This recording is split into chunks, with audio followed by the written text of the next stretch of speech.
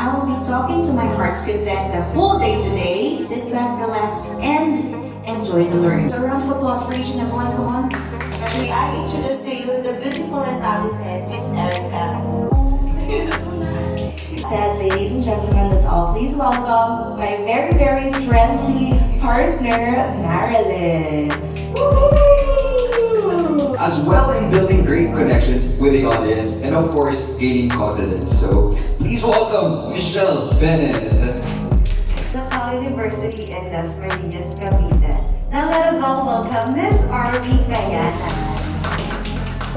At the College of St. Miguel. Without further ado, please join me in welcoming our batchmate, Mr. Mateo